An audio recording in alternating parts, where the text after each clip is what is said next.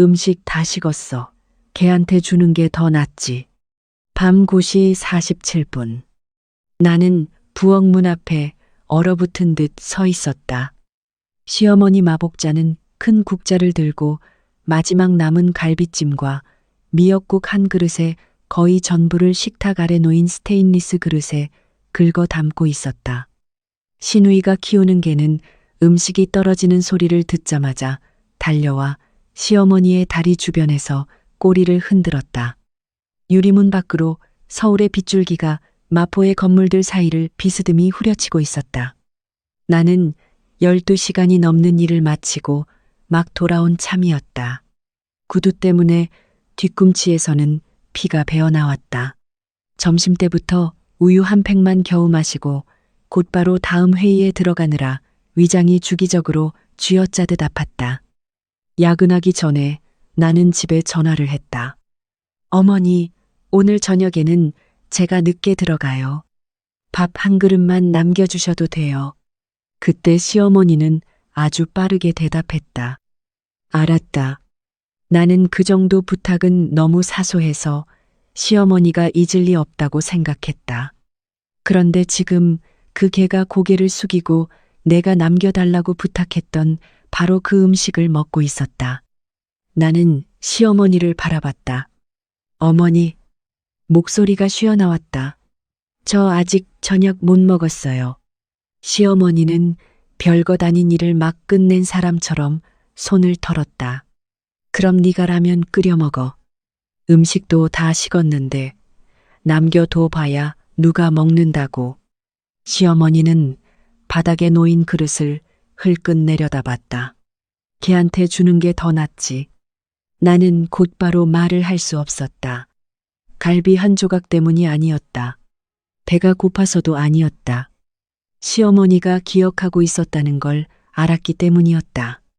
내가 전화한 걸 기억하고 있었다. 내가 아직 밥을 먹지 못했다는 것도 알고 있었다. 그런데도 내가 곧 돌아올 시간에 마지막 남은 음식을 개에게 부어주는 쪽을 선택했다. 거실에서는 남편 권시현이 여전히 소파에 길게 누워 있었다. 휴대전화를 얼굴 앞에 들고 있었다. 그의 손가락은 부엌에서 벌어지는 일이 자신과는 아무 상관도 없다는 듯 계속 화면을 넘기고 있었다. 신우이 다비는 맞은편에 앉아 오늘 아침 내가 사온 수입 딸기 상자를 안고 있었다. 그녀는 딸기를 먹으면서 영상을 보고 있었다. 아무도 나를 보지 않았다. 나는 아주 천천히 숨을 한 번 들이마셨다. 제가 어머니한테 저를 챙겨달라고 한 것도 아니잖아요. 그냥 음식 조금만 남겨달라고 부탁드린 거예요. 시어머니가 담돌아섰다. 네가 돈 좀 번다고 이 집 주인이라도 된 줄 알아? 나는 시어머니를 바라봤다. 제가 그런 말 한 적 없잖아요. 하지만 네 태도가 그렇잖아. 시어머니가 목소리를 높였다. 맨날 늦게 들어오고 밥도 안 하고 남편이 뭘 먹는지도 묻지도 않고 네가 돈 좀 번다고 여왕처럼 굴 권리라도 생긴 줄 알아. 그제야 남편이 고개를 들었다. 하지만 그가 처음 한 말은 내가 춥지 않냐는 질문이 아니었다. 위가 아파 입술이 새하얗게 질린 이유를 묻지도 않았다. 그는 얼굴을 찌푸렸다. 밥 한 그릇 가지고 뭘 그렇게 난리야. 엄마도 나이 드셨는데 너 때문에 밤 10시 가까이까지 앉아서 기다리라고 할 셈이야? 나는 남편을 돌아봤다. 지난 1년 동안 나는 그가 만든 빚을 갚기 위해 위장출혈까지 생길 정도로 일했다. 나는 물었다. 시원 씨, 당신이 날린 5억 2천만 원 누가 갚고 있어? 그의 안색이 곧바로 변했다. 또 돈 얘기야. 넌 맨날 돈 얘기 꺼내면서 생색내잖아. 나는 아주 작게 웃었다. 우스워서 웃은 게 아니었다. 처음으로 한 가지를 깨달았기 때문이었다. 남의 돈으로 오랫동안 살아온 사람은 그 돈이 원래 자기 것이 아니었다는 사실을 정말로 잊어버릴 수도 있다는 것이었다. 시어머니가 곧바로 끼어들었다. 내일부터 얘 월급 카드는 네가 맡아. 여자가 돈을 가지면 버릇이 나빠져. 그제야 신우이가 고개를 들었다. 그녀는 아무 말도 하지 않았다. 그저 딸기 하나를 더 입에 넣었다. 나는 딸기 상자를 바라봤다. 그리고 내 두 손을 바라봤다. 그날 아침 요즘 피부가 안 좋아져서 몸에 더 좋은 과일을 먹고 싶다는 그녀의 말을 듣고 내가 직접 마트에 들러 사온 것이었다. 나는 몇 초 동안 아무 말도 하지 않았다. 그런 다음 아직 목에 걸려 있던 사원증을 벗었다. 탁자 위에 내려놓았다. 좋아요. 세 사람이 모두 나를 바라봤다. 이 집에서 제가 밥 한 그릇 남겨둘 가치조차 없는 사람이라면 나는 시어머니에서 남편으로 다시 신우이에게로 시선을 옮겼다.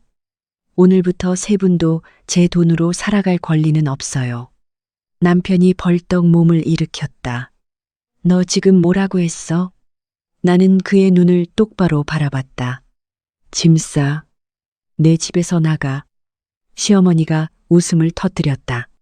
그 웃음소리는 내가 세상에서 가장 우스운 말을 한 것처럼 부엌 안에 울려 퍼졌다. 내 집? 시어머니는 아들을 똑바로 가리켰다. 여긴 시헌이 집이야. 나는 말다툼하지 않았다. 3년 전이었다면 아마 설명했을 것이다. 오늘 밤은 더 이상 말로 설명하고 싶지 않았다. 나는 가방을 열어 아파트 소유권 증명서 사본을 꺼내 탁자 위에 내려놓았다. 읽어보세요. 남편이 인상을 찌푸리며 그것을 집어들었다. 아파트를 산 날은 우리가 혼인신고를 하기 8개월 전이었다. 소유자 이름은 단 한 명뿐이었다. 차연경. 나. 그는 결혼한 뒤 이곳으로 들어왔다. 그의 어머니와 여동생은 그로부터 거의 1년 뒤에 들어왔다. 남편의 안색이 변했다. 시어머니는 여전히 완강한 목소리로 말했다. 부부가 3년이나 같이 살았으면 재산은 나눠야지. 그렇게 생각하고 싶으시면 그렇게 생각하세요. 나는 서류를 다시 걷어들였다. 그 부분은 전문가에게 설명을 들으세요. 남편이 다가왔다. 그만해. 그의 손이 내 손목을 움켜쥐었다. 아주 세게. 나는 내 피부를 짓누르고 있는 손가락들을 내려다봤다. 그는 놓지 않았다. 나는 다른 손으로 휴대전화를 꺼냈다. 카메라를 켰다. 그리고 렌즈를 곧장 그에게 향했다. 조금 더 세게 잡아봐. 그가 움찔하며 멈췄다. 내일 아침 이 영상을 내 대리인에게 보낼 거야. 그의 손이 즉시 풀렸다. 나를 안쓰럽게 여겨서가 아니었다. 그가 결과를 두려워하기 시작했기 때문이었다. 나는 손목을 문질렀다. 붉은 자국이 이미 올라와 있었다. 3년 만에 처음으로 나는 남편의 눈에서 약간의 경계심을 보았다. 세 분께 48시간 드릴게요. 시어머니가 곧바로 소리를 질렀다. 이 비오는 한밤중에 시어머니를 길바닥으로 내쫓겠다는 거냐? 나는 시어머니를 바라봤다. 어머니가 바로 그런 말을 할 기회를 드리고 싶지 않아서 48시간을 드리는 거예요. 나는 방으로 돌아갔다. 문을 닫기 직전 남편의 목소리가 들려왔다. 엄마, 걱정하지 마. 쟤 진짜로 못해. 문손잡이 위에 있던 내 손이 멈췄다. 그 한마디만으로도 나는 아주 많은 것을 깨달았다. 지난 3년 동안 그들이 갈수록 더 심해진 것은 그들이 강해서가 아니었다. 내가 마음이 약해질 거라는 걸 알고 있었기 때문이었다. 내가 가족이라는 두 글자를 생각할 거라는 걸 알고 있었다. 그들이 선을 한 번 넘을 때마다 내가 스스로 내 선을 조금씩 더 뒤로 물릴 거라는 걸 알고 있었다. 나는 문을 닫았다. 그리고 잠갔다. 그날 밤 나는 금고를 열었다. 안에는 집 관련 서류와 대출 계약서, 그리고 수십 장의 송금 영수증이 가지런히 정리되어 있었다. 마지막 숫자를 나는 아주 오랫동안 바라봤다. 5억 2천만 원. 1년 전 남편은 자정이 가까운 시간에 전화를 걸어왔다. 무심한 그의 목소리가 너무 떨려서 나는 사고라도 난 줄 알았다. 알고 보니 그는 가상화폐에 투자했다. 처음에는 7천만 원뿐이었다. 잃었다. 그는 손실을 만회하려고 돈을 더 빌렸다. 그리고 또 잃었다. 그 후에도 나에게 숨긴 채 계속 돈을 빌렸다. 채권자가 아파트 로비까지 찾아왔을 때는 빚이 이미 5억 원을 넘어선 뒤였다. 나는 그날 밤을 아직도 아주 선명하게 기억한다. 남편은 내 앞에 무릎을 꿇었다. 자존심도 없었다. 지금처럼 늘 내게 명령하듯 말하던 말투도 없었다. 이번 한 번만 살려줘. 나 다시 일할게. 다시는 투자 같은 거 안 한다고 맹세할게. 나는 물었다. 5억 2천만 원을 내가 어디서 구해? 그는 고개를 숙였다. 네가 아직 모아둔 돈 있는 거 알아. 나는 아주 오랫동안 침묵했다. 그 돈은 내가 거의 8년 동안 모은 돈이었다. 나는 그 돈으로 더 큰 아파트로 옮길 생각이었다. 아니면 나중에 아이가 생기면 1년 정도 일을 쉴 생각이었다. 결국 나는 그 돈의 거의 전부를 남편의 가장 급한 빚을 처리하는 데 썼다. 남은 빚을 갚기 위해 나는 일을 더 맡았다. 저녁에는 다른 회사에 보고서를 작성했다. 주말에는 장부 검토를 도왔다. 어떤 날은 새벽 2시가 되도록 노트북 앞에 앉아 한 손으로 수치표를 확인하고 다른 한 손은 위가 쥐어짜듯 앞화배 위에 올려놓고 있었다. 한 번은 회사 화장실에서 쓰러졌다. 위장 출혈이었다. 나를 병원으로 데려간 사람은 직장 동료였다. 남편은 거의 3시간이 지나서야 나타났다. 나는 왜 이렇게 늦었냐고 물었다. 그가 대답했다. 깜빡 잠들었어. 지금까지도 나는 그때의 감정을 기억한다. 화가 난 게 아니었다. 그저 차가웠다. 나는 손목에 링거 바늘을 꽂은 채 병원 침대에 누워 있었다. 내가 몸을 갈아 넣어 그의 빚을 갚게 만든 남자는 잠이 들어버렸다는 이유로 3시간이나 늦게 왔다. 시어머니는 그 뒤에 왔다. 시어머니는 링거 병을 봤다. 나를 봤다. 그리고 물었다. 이번 달 생활비 아직 안 보냈더라. 나는 그래도 참았다. 나는 한 가족이라면 누구나 힘든 때가 있을 수 있다고 생각했다. 넘어지면 함께 일으켜 세우고 빚을 지면 함께 갚는 거라고 생각했다. 나는 내가 남편을 구하고 있다고 생각했다.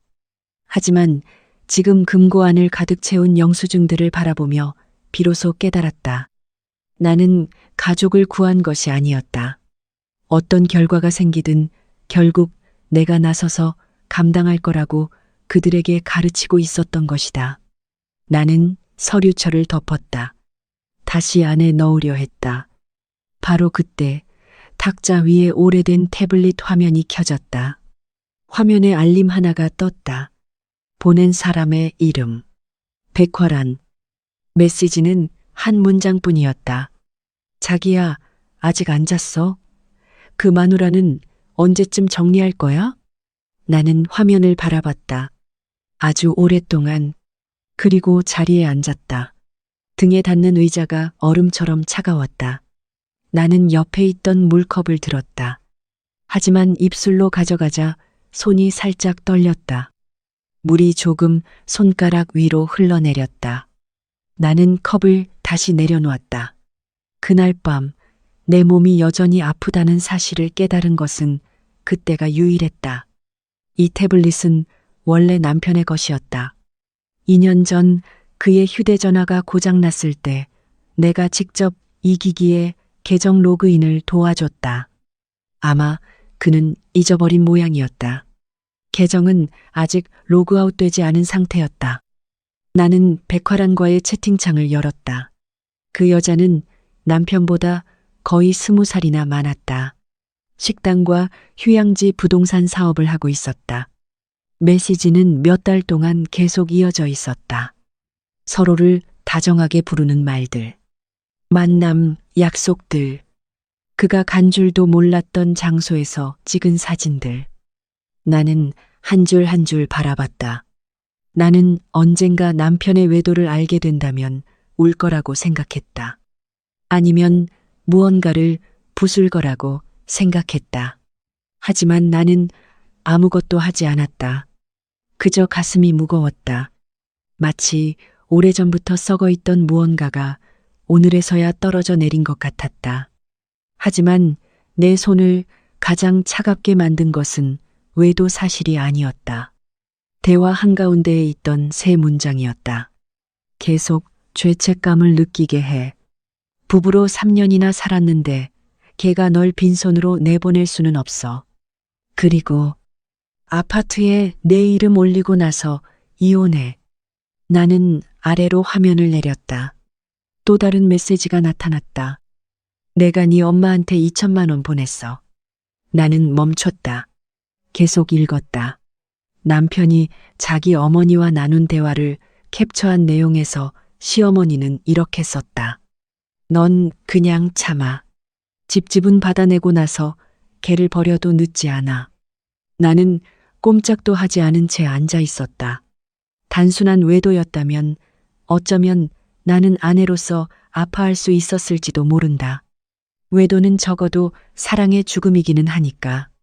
하지만 이건 더 이상 사랑과 관련된 일이 아니었다. 지난 1년 동안 나는 그의 5억 2천만 원 빚을 갚기 위해 새벽 2시, 3시까지 깨어 있었다. 그는 여전히 내가 산 밥을 먹었다. 내 집에서 살았다. 자기가 만든 빚을 내가 하나하나 갚게 했다. 그러는 동안 그는 자기 어머니와 함께 아파트 지분을 받아낸 뒤 언제 나를 자기 인생에서 내칠지 계산하고 있었다. 나는 탁자 위의 결혼 사진을 바라봤다. 사진 속에서 남편은 웃고 있었다. 팔로 내 어깨를 감싸고 있었다. 나는 한때 저 사람이 나와 함께 늙어갈 사람이라고 믿었다. 나는 액자를 엎어 놓았다. 그리고 중요한 메시지들을 사진으로 찍었다. 전부 서로 다른 두 곳에 백업했다. 그를 깨우지 않았다. 뛰쳐나가 왜 그랬냐고 묻지도 않았다. 태블릿을 그의 얼굴에 던지지도 않았다. 그 순간부터 내 머릿속에서 그는 더 이상 남편이 아니었다. 그저 내 재산을 가져가려는 사람일 뿐이었다. 다음 날 아침 6시 30분 나는 침실 문을 열었다. 식탁에서는 시어머니가 전복죽을 먹고 있었다. 시누이는 뜨거운 커피잔을 들고 있었다. 남편은 달걀 프라이와 빵이 놓인 접시 앞에 마주 앉아 있었다. 의자는 4개, 식사는 3사람분. 내 것은 없었다. 나는 몇 초 동안 서서 바라봤다. 어젯밤 그들은 내 마지막 밥을 걔에게 줬다. 오늘 아침 모든 것은 아무 일도 없었던 것처럼 그대로였다. 시어머니가 숟가락을 내려놓았다. 네가 어젯밤 일에 대해 사과하면 엄마가 없던 일로 해줄게. 한 가족끼리 밥 한 그릇 때문에 난리 피우지 마. 나는 다가갔다. 봉투 3개를 식탁 위에 내려놓았다. 남편이 인상을 찌푸렸다. 이게 뭐야? 나는 첫 번째 봉투를 시어머니 쪽으로 밀었다. 오늘부터 제가 어머니께 계속 보내드리던 생활비는 끊겠습니다. 그리고 시누이를 바라봤다. 휴대전화 요금, 쇼핑비, 용돈도 마찬가지예요. 그녀는 즉시 컵을 내려놓았다. 언니, 이게 무슨 뜻이에요? 내 의무가 아닌 돈을 그만 내겠다는 것뿐이야.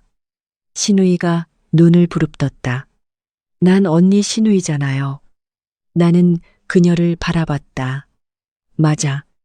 내 자식은 아니지. 그녀는 말문이 막혔다. 두 번째 봉투에는 아파트 소유권 증명서 사본이 들어 있었다.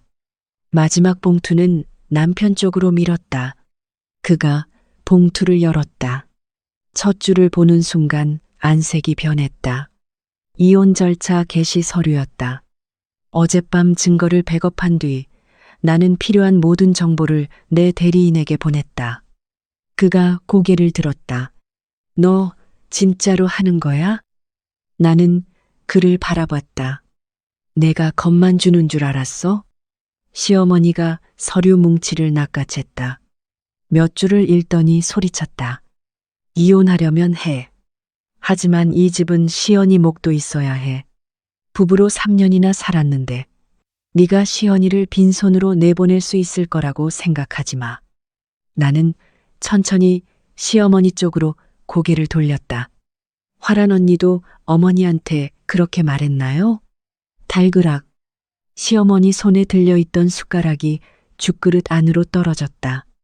남편의 얼굴이 새하얗게 질렸다. 시누이가 벤 고개를 들었다. 부엌이 순식간에 조용해졌다. 아무도 묻지 않았다. 화란이 누구야? 아무도 묻지 않았다. 너 지금 무슨 말 하는 거야? 그 반응만으로도 충분했다. 나는 가방을 집어들었다. 48시간은 그대로예요. 남편이 입을 열었다. 하지만 나는 이미 돌아섰다. 내 등 뒤로 아파트 문이 닫혔다. 그들과 함께 산 3년 동안 처음으로 뒤에서 나를 따라오는 욕설이 한마디도 없었다. 오전 11시. 나는 여의도 사무실에서 회의 중이었는데 휴대전화가 계속 울렸다. 메시지 하나, 그리고 5개, 그리고 10개. 나는 열어봤다. 시누이가 내 회사 건물 바로 앞에서 라이브 방송을 하고 있었다. 화면 속에서 시어머니는 카메라 앞에 앉아 울고 있었다. 우리 며느리가 돈 좀 번다고 시어머니를 무시해요. 제가 밤 10시 가까운 시간에 밥을 데워주지 않았다는 이유만으로 온 가족을 내쫓겠대요. 남편은 그 옆에 서 있었다. 상처받은 남편처럼 보일 만큼 적당히 지친 얼굴이었다. 그는 카메라를 똑바로 바라봤다. 제 아내는 여러 번 야근을 핑계로 밤에 집에 들어오지 않았습니다. 저는 오래전부터 아내가 상사와 관계가 있다고 의심해 왔습니다. 화면 위에서 내 손이 멈췄다. 그들은 조용히 떠날 생각이 없었다. 그들은 내가 절대 잃고 싶지 않아 할 거라고 생각한 것을 노렸다. 명예. 시누이는 어젯밤 영상을 잘라 편집해 놓았다. 영상에는 내가 식탁 앞에 서서 큰 소리로 말하는 장면만 남아 있었다. 시어머니가 음식을 개에게 쏟아주는 장면은 없었다. 개에게 주는 게 더 낫다고 말한 부분도 없었다. 남편이 내 손목을 세게 움켜쥔 장면도 없었다. 댓글이 화면을 가득 메웠다. 저게 무슨 며느리야? 돈 좀 번다고 남편을 무시하네. 진짜 다른 남자 있는 거 아니야? 나는 라이브 방송을 껐다. 바로 그때 인사팀에서 전화가 왔다. 연경 씨, 지금 바로 로비로 내려오세요. 엘리베이터 문이 열리자 수십 명이 주변에 서 있었다. 그 중에는 나와 여러 해 동안 함께 일한 동료도 있었다. 몇 번밖에 본 적 없는 사람도 있었다. 그 시선들은 내가 생각했던 것보다 마음을 더 무겁게 했다. 불과 몇 분 전까지만 해도 그들은 이를 통해 나를 알고 있었다. 이제 그들은 나를 외도를 하고 시어머니까지 길거리로 내쫓을 수 있는 여자처럼 바라보고 있었다. 시어머니는 나를 보자 더 크게 울기 시작했다. 남편이 앞으로 나섰다. 저는 일을 크게 만들고 싶지 않습니다. 그는 주변 사람들이 다 들을 수 있을 만큼 큰 목소리로 말했다. 저는 그저 제가 마땅히 받아야 할 재산 몫을 원할 뿐입니다. 아내가 공정하게 해결해 준다면 다시는 여기 오지 않겠습니다. 몇몇 시선이 곧바로 나에게 향했다. 나는 그를 바라봤다. 두려워서가 아니었다. 그에게 멈출 마지막 기회를 주고 싶었기 때문이었다. 정말 여기서 재산 얘기를 하고 싶어? 그가 잠깐 멈칫했다. 그러더니 턱을 치켜들었다. 아마 내가 집안일이 드러나는 걸 두려워한다고 생각한 모양이었다. 나는 숨길 게 없어. 하고 싶은 말 있으면 해. 나는 고개를 끄덕였다. 휴대전화를 꺼냈다. 시어머니는 딱 한순간 울음을 멈췄다. 신우이는 휴대전화를 내렸다. 나는 그를 바라봤다. 좋아. 그럼 오늘 다 얘기해. 나는 욕하지 않았다. 울지도 않았다. 내가 얼마나 힘들었는지도 말하지 않았다. 나는 그저 담당자 쪽으로 돌아섰다. 화면을 몇 분만 사용해도 될까요? 잠시 망설이던 그녀가 고개를 끄덕였다. 로비 중앙에 대형 화면이 켜졌다. 아파트 CCTV 영상이 재생되기 시작했다. 화면에는 전날 밤에 내가 있었다. 코트는 흠뻑 젖어 있었다. 머리카락은 뺨에 달라붙어 있었다. 한 손에는 가방을 들고 있었다. 그리고 화면이 부엌으로 바뀌었다. 시어머니는 국자를 들고 마지막 남은 갈비찜과 미역국을 개 밥그릇에 긁어넣고 있었다. 그녀의 목소리가 또렷하게 들렸다. 음식 다 식었어. 개한테 주는 게 더 낫지. 로비가 조용해졌다. 조금 전까지 시어머니를 휴대전화로 찍고 있던 한 동료가 천천히 휴대전화를 내렸다.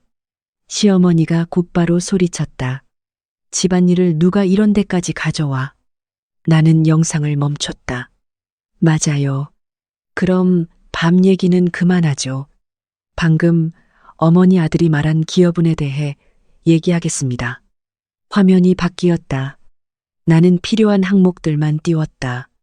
아파트 관리비, 생활비, 시어머니 병원비, 신우이의 휴대전화 요금과 용돈, 그리고 남편의 빚을 갚기 위해 내가 직접 송금한 돈. 1년 동안 3억 원이 넘었다. 긴 표는 필요 없었다. 각 숫자를 하나하나 설명할 필요도 없었다. 나는 그를 돌아봤다. 방금 당신도 기여한 몫이 있다고 했지. 한 항목만 말해봐. 관리비. 그는 침묵했다. 생활비. 여전히 침묵했다. 아니면 내가 당신 대신 직접 갚은 3억 원이 넘는 빚? 그의 입술이 살짝 떨렸다. 하지만 아무 말도 하지 못했다. 주변의 웅성거림이 방향을 바꾸기 시작했다. 내 뒤에 서 있던 한 사람이 아주 작은 목소리로 말했다. 아까는 자기가 집 사는데 돈을 보탰다고 하더니. 나도 들었다. 남편도 들었다. 그의 얼굴이 붉어졌다. 나는 캡처 이미지 2장을 열었다. 사적인 사진은 없었다. 저속한 말도 없었다. 딱 2문장뿐이었다. 아파트 지분 받고 나서 이혼해. 그리고 네 엄마는 돈 받았어. 시어머니가 앞으로 달려들었다. 경비원이 곧바로 그녀 앞을 막아섰다. 시어머니가 나를 손가락으로 가리켰다. 남의 사생활을 뒤졌잖아. 나는 남편을 바라봤다. 당신은 공정함을 찾으려고 여기 온 게 아니야. 그의 턱이 굳었다. 당신은 내 명예를 이용해서 내가 재산을 넘기게 압박하려고 여기 온 거야. 그 다음에는 이혼하고 다른 여자와 살 생각이었고, 촬영하고 있던 휴대전화들이 하나둘 내려갔다. 몇몇 사람은 고개를 돌렸다. 어떤 사람들은 10분 전까지 나에게 보내던 바로 그 시선으로 그를 바라봤다. 인사 담당자가 앞으로 나왔다. 여기는 업무 공간입니다. 3분 모두 건물에서 나가주세요. 시어머니는 여전히 소리를 지르려 했다. 신우이가 그녀의 팔을 잡아 끌었다. 경비원들이 다가왔다. 남편은 출입문 쪽으로 내보내졌다. 나가기 직전 그가 갑자기 뒤돌아봤다. 나는 적어도 그가 부끄러워할 거라고 생각했다. 아니었다. 그의 눈에는 더 이상 수치심이 없었다. 증오만 남아 있었다. 그리고 그 눈빛을 보는 순간 나는 알았다.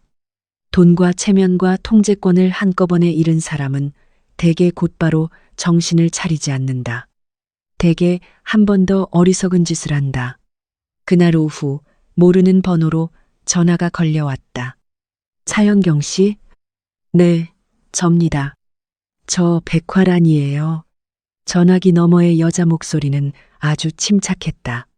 맞나요? 1시간 뒤 나는 강남의 한 라운지로 들어갔다. 화라는 이미 앉아서 기다리고 있었다. 몸에 꼭 맞는 크림색 슈트, 목에는 진주 목걸이, 의자 옆에 놓인 가방은 사람들이 한 번 더 쳐다볼 만큼 비싸 보였다. 하지만 나를 멈춰 서게 한 사람은 그 여자가 아니었다. 시연이었다. 그는 화란의 바로 옆에 앉아 있었다. 나와 3년을 함께 산 남자는 들킨 아이처럼 내 시선을 피했다. 나는 의자를 당겨 앉았다. 무슨 말씀을 하고 싶으신 거죠? 화란은 서류 한 묶음을 꺼내 내려놓았다. 맨 위에는 숫자가 적혀 있었다. 8억 원. 읽어봐요. 나는 한 장씩 넘겼다. 신속한 이혼. 내가 남편 대신 갚은 돈을 돌려달라고 요구하지 않는 것. 그리고 그가 마포 아파트와 관련된 일정한 이익을 받을 수 있는 방안에 내가 동의하는 것. 화라는 의자 등받이에 몸을 기댔다. 금융일을 하신다면서요. 이게 현명한 선택이라는 건 아시겠죠? 나는 마지막 페이지까지 읽었다. 그리고 서류를 덮었다. 지금 그 사람을 사려는 건가요? 나는 그녀 옆에 앉아 있는 남자를 바라봤다. 아니면 제 침묵을 사려는 건가요? 화란이 미소 지었다. 둘 다요. 나도 웃었다. 그제야 나는 내 3년의 결혼 생활에 다른 사람이 값을 매겨 테이블 위에 올려놓고 있다는 사실을 깨달았다. 나는 그를 바라봤다. 1년 전 그는 내 발 앞에 무릎을 꿇고 채권자에게서 자신을 구해달라고 빌었다. 오늘 그는 다른 여자가 자기 아내와 협상하는 동안 가만히 앉아 있었다. 당신은 할 말 없어? 그는 테이블을 내려다봤다. 이렇게 해결하는 게 우리 둘 다한테 좋아. 그 한마디뿐이었다. 나는 더 이상 물을 것이 없었다. 나는 서류를 다시 밀어 돌려보냈다. 안 팔아요. 화란의 미소가 사라졌다. 서울에 아파트 한 채 있다고 대단한 사람이라도 된 줄 알지 마요. 8억 원은 원한다고 해서 쉽게 벌 수 있는 돈이 아니에요. 나는 자리에서 일어났다. 가방을 어깨에 걸쳤다. 그리고 아주 조용히 물었다. 미래레저가 해담 파트너스에서 150억 원을 기다리고 있죠? 커피잔을 들고 있던 화란의 손이 공중에서 멈췄다. 그녀의 눈빛이 변했다. 그걸 어떻게 알아요? 나는 대답하지 않았다. 그저 그녀를 1초 동안 바라봤다. 다음부터 금융일을 하는 사람을 협박하기 전에 나는 의자를 테이블 안쪽으로 밀어 넣었다. 그 사람이 어떤 서류를 보고 있는지부터 알아보세요. 나는 밖으로 걸어 나왔다. 뒤에서는 아무도 나를 불러 세우지 않았다. 나는 회장이 아니었다. 거대한 그룹을 소유하고 있는 것도 아니었다. 나는 그저 남편이 한 번도 알아보려고 하지 않았던 자리에 오를 만큼 오랫동안 일해온 사람일 뿐이었다. 7년 전 나는 남궁재원과 업계 친구 몇 명과 함께 출자해 해담 파트너스를 설립했다. 그 당시 사무실은 30제곱미터도 되지 않았다. 우리는 직접 서류를 검토했다. 직접 기업들을 만나러 다녔다. 투자건 하나하나를 놓고 직접 논쟁했다. 몇 년이 지나면서 해담은 점점 성장했다. 현재 나는 지분 12%를 보유하고 있다. 어떤 대규모 투자도 나 혼자 결정할 수 있을 만큼 많은 지분은 아니었다. 하지만 나는 의결권을 가진 5명 중 1명이다. 나는 여전히 밖에서 금융 관련 일을 하고 있었다. 돈이 더 필요해서가 아니었다. 이 일을 좋아했기 때문이었다. 시연은 그걸 한 번도 이해하지 못했다. 사실 그는 한 번도 물어본 적이 없었다. 3년의 결혼 생활 동안 그가 내게 가장 많이 한 질문은 이런 게 아니었다. 오늘 일은 어땠어? 오히려 이 말이었다. 이번 달 돈 보냈어. 그날 오후 나는 해담으로 재원을 만나러 갔다. 미래레저의 서류는 이미 테이블 위에 놓여 있었다. 150억 원. 화란히 기다리고 있는 돈이었다. 재원이 나를 바라봤다. 네 얘기는 들었어. 나는 의자를 당겨 앉았다. 그러니까 더더욱 절차대로 해야 해.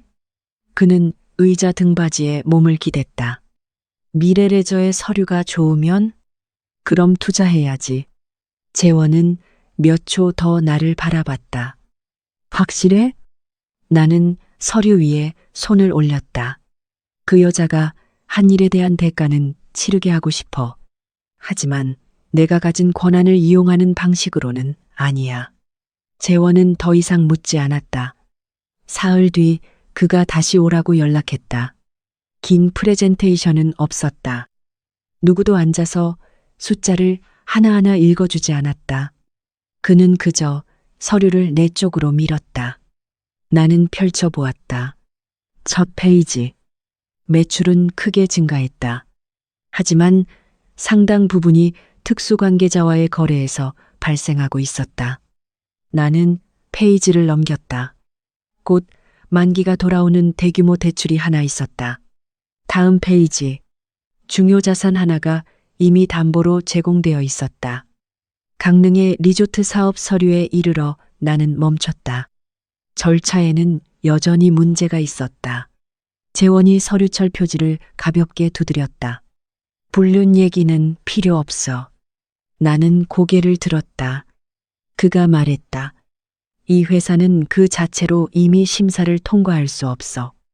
나는 몇 초 동안 서류를 바라봤다. 그리고 덮었다. 그럼 절차대로 해. 내게 필요한 것은 그것이 전부였다. 화란에게 복수할 방법이 아니었다. 그 여자가 무너진다고 해도 내가 밀 필요는 없다는 증거였다.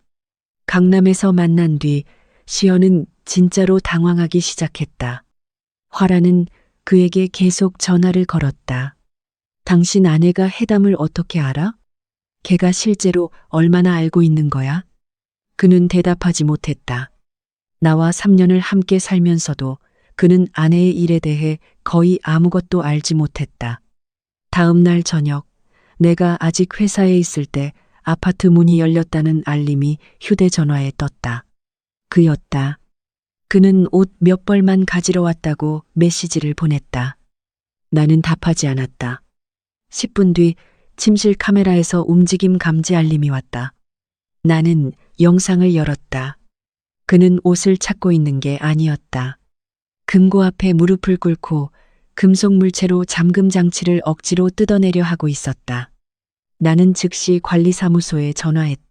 집에 돌아왔을 때도 그는 아직 방 안에 있었다. 나는 문 앞에 섰다. 금고 표면에 새로 생긴 긁힌 자국을 바라봤다. 그리고 그를 바라봤다. 뭘 찾고 있어? 그가 흠칫 놀랐다. 하지만 몇 초 뒤 곧바로 짜증을 냈다. 내 서류. 당신 서류가 왜 내 금고 안에 있어? 그는 말문이 막혔다. 나는 거실에 놓인 여행 가방을 가리켰다. 옷 가지러 왔다고 했잖아. 당신 옷은 저기 있어. 그런데 왜 내 방에 들어왔어? 그의 얼굴이 점점 붉어졌다. 더 이상 설명할 방법이 없다는 걸 그도 알고 있었다. 결국 그가 소리쳤다. 너는 집도 있잖아. 돈도 있고, 직장도 있고. 그런데 나는 이제 아무것도 없어. 꼭 나를 죽을 지경까지 몰아붙여야겠어. 나는 그를 바라봤다. 화가 나지 않았다. 그저 지쳤다. 5억 2천만 원. 그는 입을 다물었다. 당신은 1년 동안 일을 쉬었어. 3년 동안 이 집에 살면서 월세 한 푼 안 냈고, 당신 빚도 내가 대신 갚았어. 생활비도 내가 냈고, 당신 어머니랑 여동생까지 내가 지원했어. 나는 그에게 다가갔다. 당신을 오늘 여기까지 몰고 온 사람이 정말 나야? 그의 턱이 굳었다. 더 이상 할 말이 없었다. 그러더니 갑자기 손을 들어 올렸다. 나는 물러서지 않았다. 바로 그 순간 아파트 문이 열렸다. 보안 직원 2명이 들어왔다.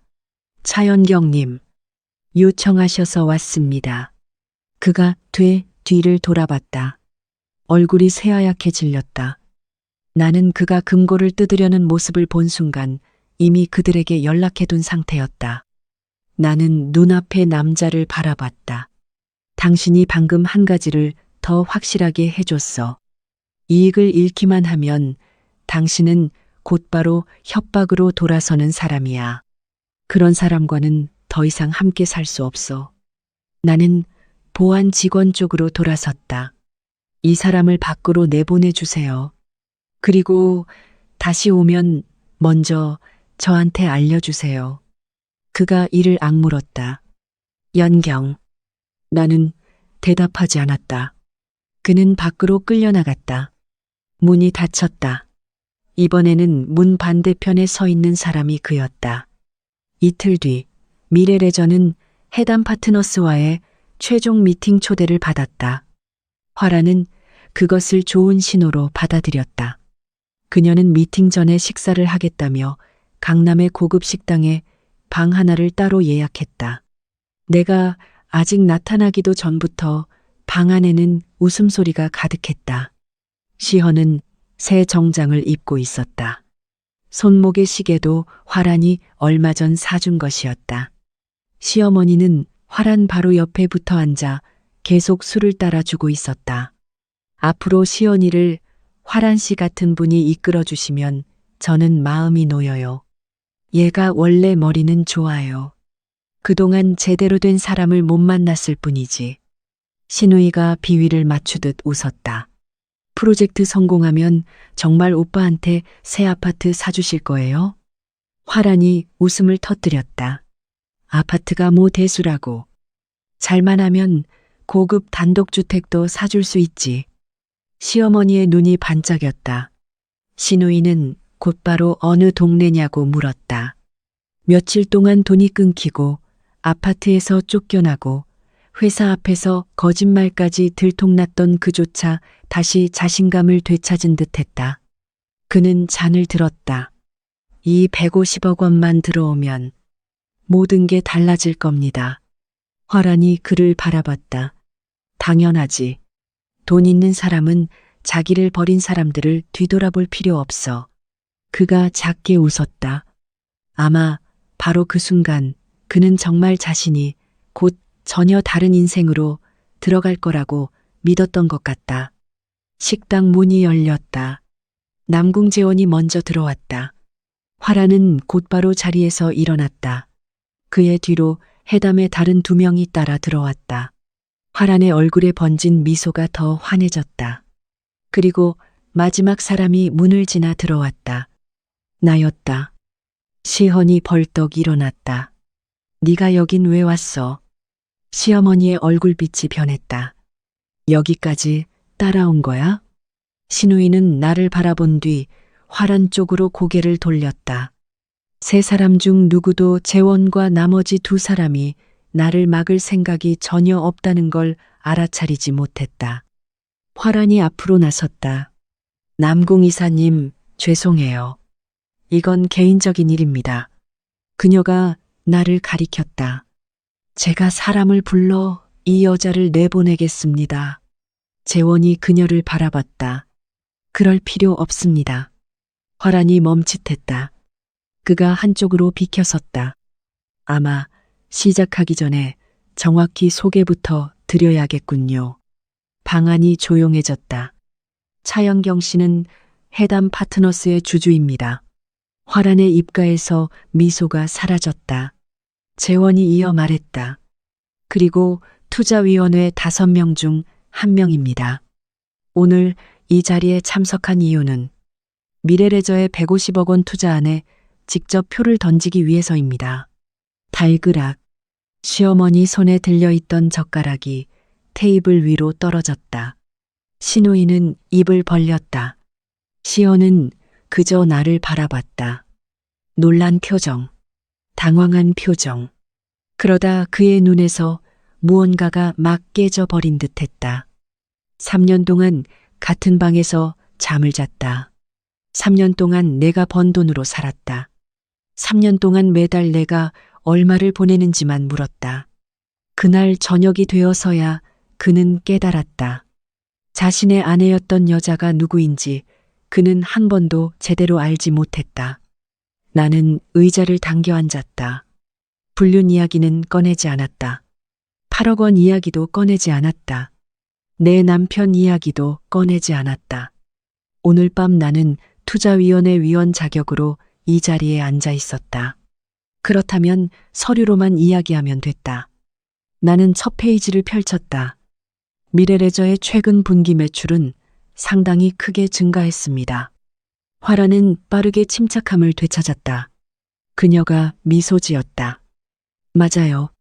그래서 저도 해담이 그 가능성을 알아볼 거라고 믿었습니다.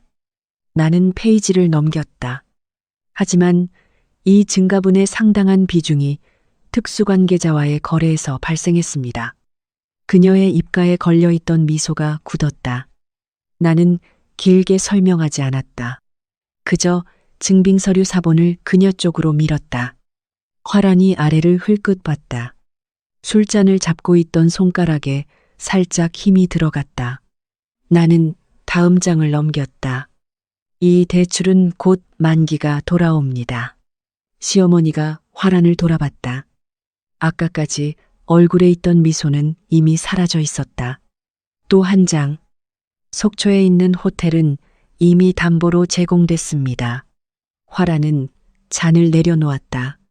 더 이상 마시지 않았다. 나는 마지막 페이지 위에 손을 올렸다. 그리고 강릉의 리조트 사업은 현재 인허가 절차 상태로는 저희가 이 정도의 위험을 감수할 수 있는 조건을 충족하지 못하고 있습니다. 나는 서류를 덮었다. 더 이상의 숫자는 필요하지 않았다. 재원이 화란을 바라봤다.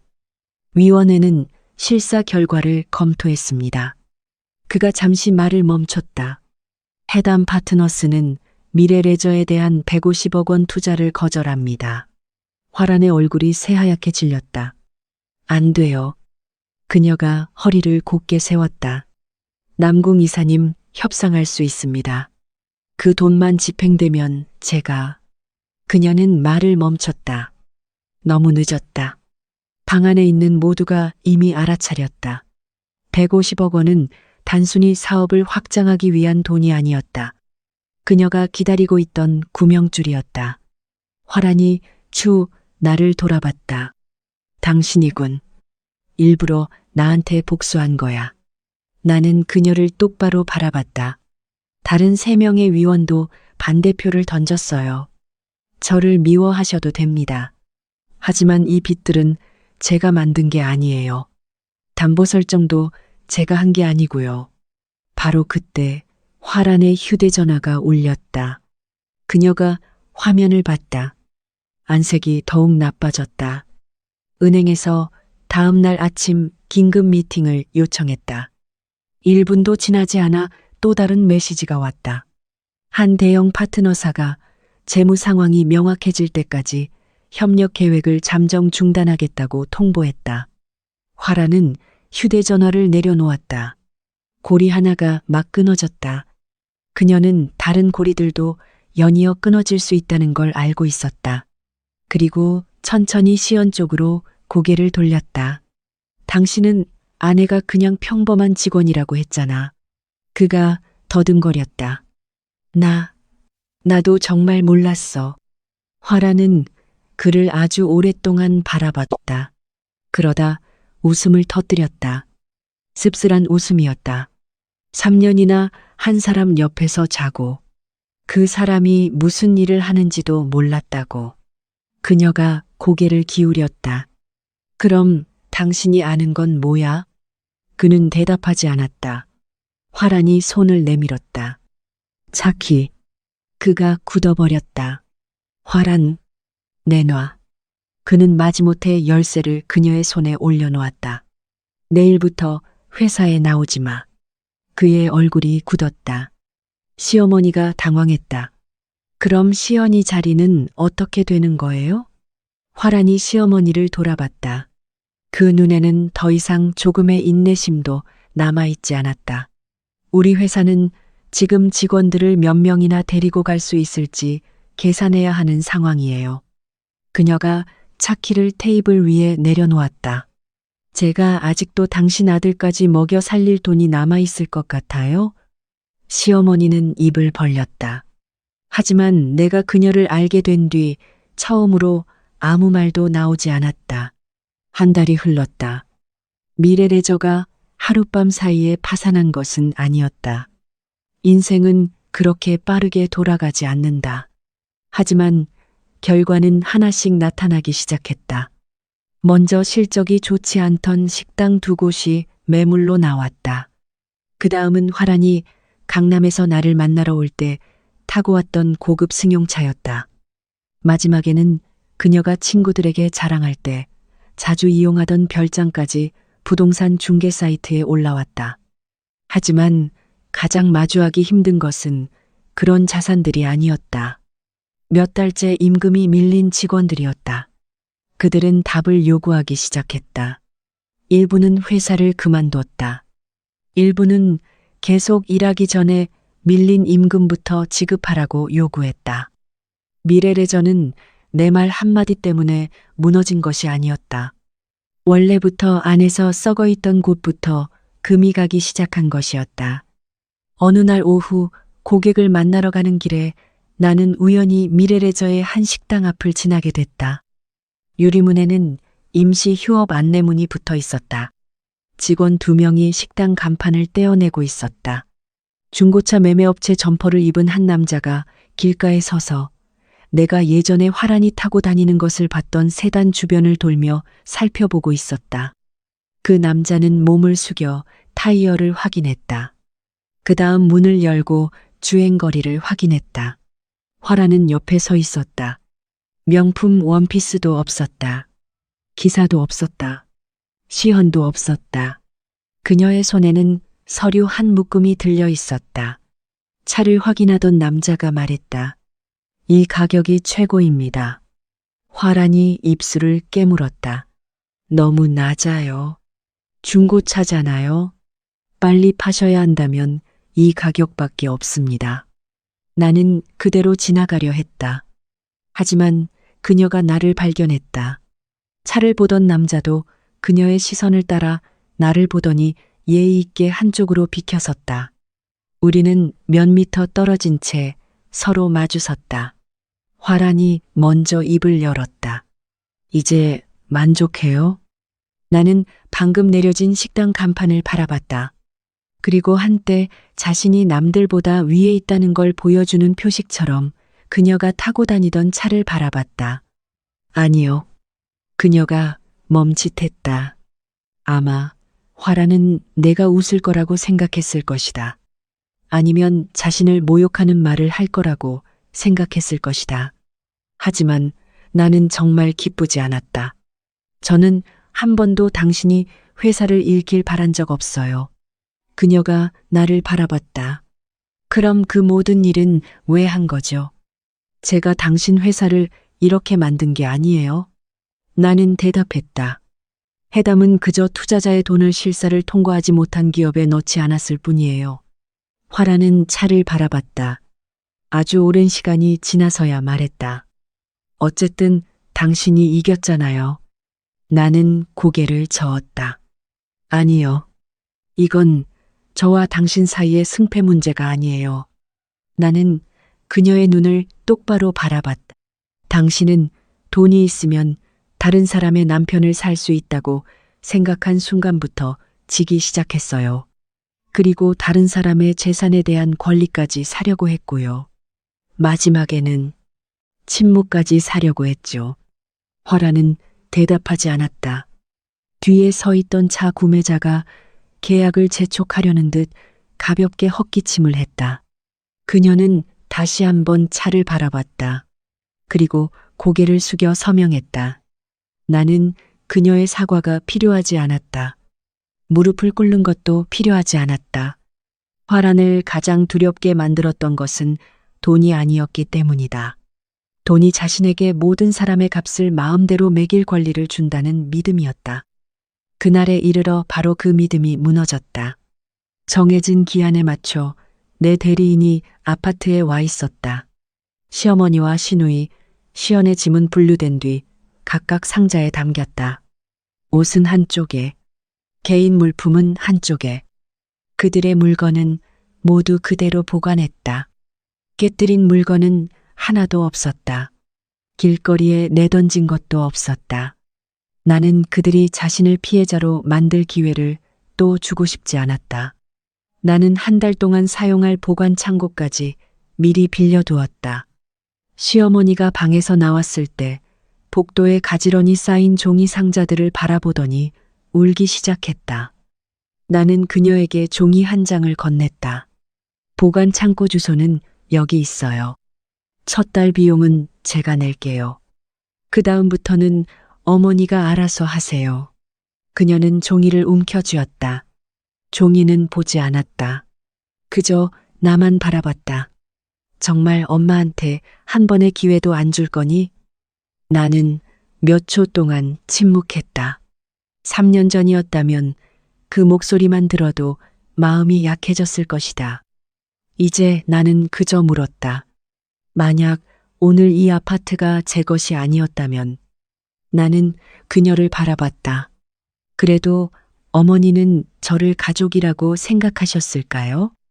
시어머니가 굳어버렸다. 입술이 달싹였다. 대답은 없었다. 그리고 내가 그녀의 침묵이 이렇게 듣기 좋다고 느낀 것은 처음이었다. 시누이는 어머니 옆에 서 있었다. 더 이상 큰 소리를 내지 않았다.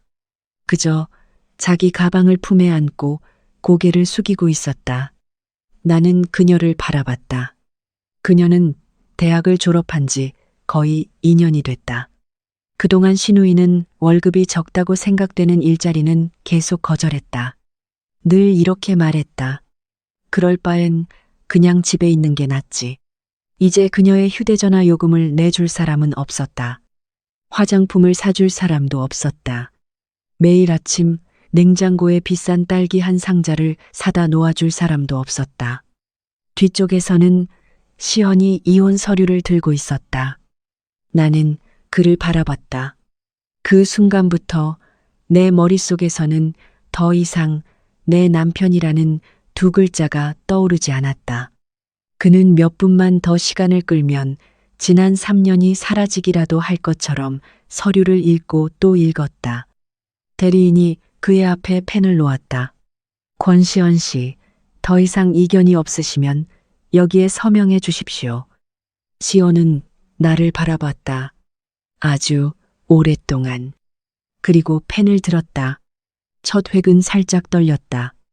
하지만 결국 서명은 끝까지 적혔다. 나는 가만히 서 있었다. 나는 한때 이 날이 오면 아주 통쾌할 거라고 생각했다. 아니면 울 거라고 생각했다. 아무것도 없었다. 그저 몸에 쌓여있던 피로가 조금씩 빠져나가는 느낌뿐이었다. 시연은 펜을 내려놓았다. 그는 문 쪽으로 걸어갔다. 밖으로 나가기 전 그가 돌아봤다.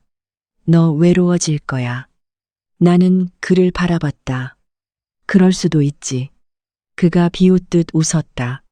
그러고 나면 가족이 얼마나 중요한지 알게 될 거야. 나는 뒤쪽의 식탁을 바라봤다. 밥 한 그릇이 나를 깨우는 계기가 되었던 그 부엌을. 조용한 집에서 외롭게 사는 게 내가 제공하는 것만 사랑하는 사람들 사이에서 사는 것보다는 나아. 시연은 가만히 서 있었다. 무언가 말하고 싶은 듯 했다. 결국 아무 말도 하지 않았다. 그는 돌아섰다. 시어머니가 그 뒤를 따라갔다. 시누이는 마지막으로 문을 나섰다. 그녀는 거실을 한 번 바라봤다. 그리고 고개를 숙인 채 어머니를 따라갔다. 아무도 욕하지 않았다. 아무도 소리내어 울지 않았다. 나는 문을 닫았다. 세게 닿지 않았다. 그저 손을 뻗어 잠금 장치를 돌렸다. 찰칵 하는 소리가 났다. 아주 작았다. 복도에 있던 사람들은 아마 알아차리지 못했을 만큼 작았다. 하지만 나는 똑똑히 들었다. 아내로 산 3년. 참고 견딘 3년. 조금만 더 노력하면 가족이 나아질 거라고 스스로를 설득한 3년. 마침내 문이 잠기는 소리 하나로 끝났다. 찰칵. 거의 아무것도 아닌 것처럼 작은 소리였다. 하지만 나에게는 3년의 결혼 생활 동안 가장 크게 들린 소리였다. 그 후 처음 며칠 동안은 아파트가 너무 조용해서 익숙하지 않았다. 아침이면 더 이상 시어머니가 TV를 켜는 소리가 들리지 않았다. 시누이가 나에게 먹을 것을 살 거냐고 묻는 소리도 없었다. 시연이 아무렇게나 테이블 위에 놓고 가던 커피잔도 없었다. 어느 날 저녁 나는 밤 10시가 가까워서 집에 돌아왔다. 습관처럼 누군가의 기분을 상하게 할까봐 문을 아주 조심스럽게 열었다. 문이 닫히고 나서야 기억났다. 이제 내가 눈치를 봐야 할 사람은 아무도 없었다.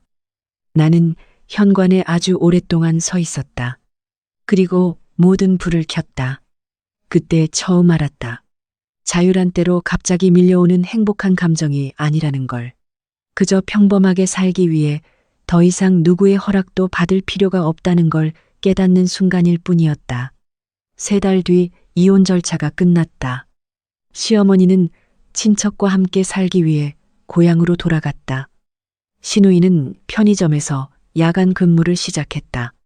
아는 사람에게 우연히 들으니 처음 몇 주 동안은 계속 힘들다고 불평했다고 했다.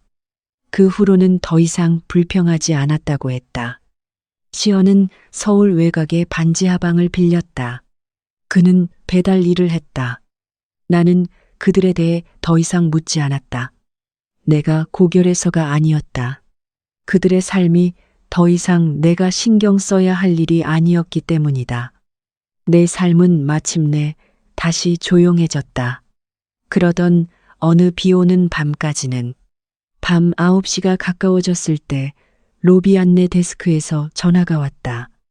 차영경님, 권시연이라는 분이 만나고 싶어 하십니다. 나는 몇 초 동안 침묵했다. 그리고 아래로 내려갔다. 시연은 현관 차양 밖에 서 있었다. 그는 많이 야위어 있었다. 정장도 없었다. 화란히 사준 시계도 없었다. 비에 젖어 색이 짙어진 배달용 재킷만 입고 있었다. 운동화는 물에 젖어 있었다. 두 손은 예전보다 거칠어져 있었다.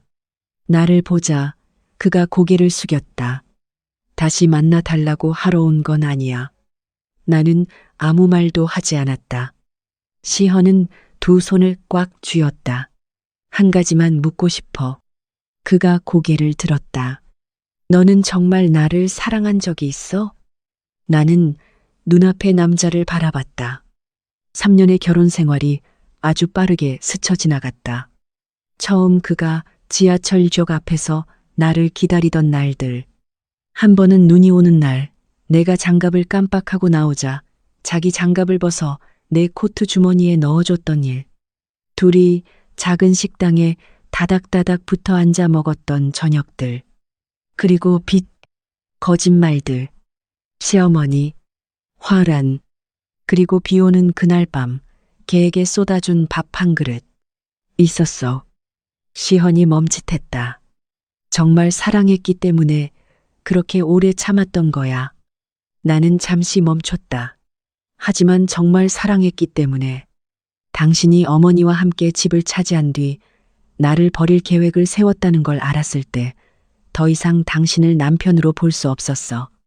그의 눈이 붉어졌다. 시헌이 고개를 숙였다. 미안해. 나는 용서한다고 말하지 않았다. 절대 용서하지 않겠다고 말하지도 않았다. 너무 늦게 도착한 사과에는 듣는 사람이 대답해야 할 의무가 없다. 나는 그저 말했다.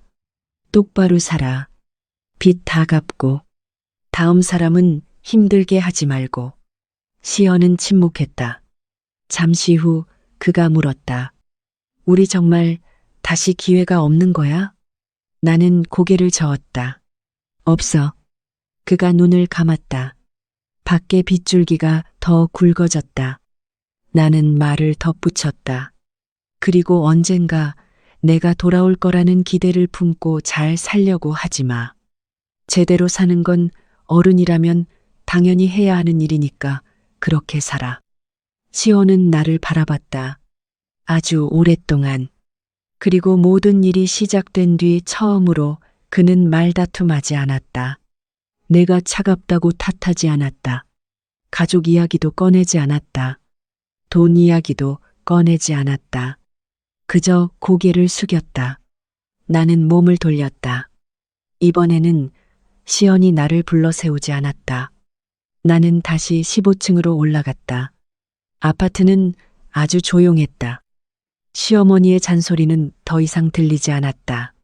신우이가 거실 한가운데 앉아 이번 달에도 화장품을 사줄 거냐고 묻는 일도 없었다. 소파에 누워 내가 돈을 벌어 돌아오기를 기다리는 남자도 없었다. 나는 옷을 갈아입었다. 그리고 부엌으로 들어갔다. 냉장고에는 아직 미역이 남아 있었다. 나는 작은 냄비 하나를 꺼냈다. 미역을 불렸다. 소고기를 조금 넣고 볶았다. 물을 부었다. 간을 알맞게 했다. 딱 한 사람분만 끓였다. 따뜻한 국 냄새가 서서히 부엌 안에 퍼졌다. 나는 냄비 앞에 서 있다가 문득 3달 전 비 오는 밤이 떠올랐다. 배가 고파 위가 쥐어짜듯 아팠던 그 밤. 그날 밤 나는 부엌 문 앞에 서서 마지막 남은 갈비찜과 미역국이 개 밥그릇에 쏟아지는 모습을 바라봤다. 그때 나는 어쩌면 내가 아직 충분히 잘하지 못해서 그런 거라고 생각했다. 충분히 효도하지 못했고, 충분히 참지 못했고, 아마 내가 충분히 잘하지 못했기 때문에 사람들은 밥 한 그릇조차 나를 위해 남겨줄 수 없었던 거라고 생각했다. 나는 좋은 아내라면 양보할 줄 알아야 한다고 믿었다. 좋은 며느리라면 참을 줄 알아야 한다고 믿었다. 가족끼리는 너무 꼼꼼하게 따지면 안 된다고 생각했다. 하지만 어떤 것들은 계속 양보하다 보면 다른 사람은 그게 원래 자기 권리인 줄 알게 된다. 어떤 상처들은 계속 참다 보면 다른 사람은 당신이 아픔을 느끼지 않는 사람인 줄 알게 된다. 나는 국을 그릇에 담았다. 식탁 위에 올려놓았다. 뜨거운 김이 아주 살짝 피어올랐다. 나는 자리에 앉았다. 이제야 나는 알았다. 내가 따뜻한 밥 한 끼를 받을 자격이 없었던 게 아니었다. 그저 너무 오랫동안 잘못된 사람들과 같은 식탁에 앉아 있었을 뿐이었다. 나는 숟가락을 들었다. 국은 아직 따뜻했다. 창밖으로 서울의 비가 마포의 지붕들 위로 내리고 있었다. 그날 밤과 같은 빗소리였다. 하지만 이번에는 젖은 구두를 신은 채 빈속으로 문 밖에 서 있지 않았다. 나는 내 집안에 앉아 있었다. 내가 직접 끓인 국 한 그릇을 앞에 두고 있었다. 이제는 내가 사랑받을 자격이 있다는 걸 증명하라고 요구하는 사람도 없었다. 나는 국을 한 숟갈 더 떠먹었다. 밖에서는 여전히 비가 내리고 있었다. 이 집안에서는 내 국은 여전히 따뜻했다. 여러분이라면 자신을 이렇게 대한 가족을 용서할 수 있을까요? 댓글로 여러분의 생각을 남겨주시고 이 이야기를 어디에서 듣고 계신지도 알려주세요. 이런 이야기를 계속 듣고 싶으시다면 다음 이야기에서도 다시 만날 수 있도록 채널을 구독하는 것도 잊지 마세요.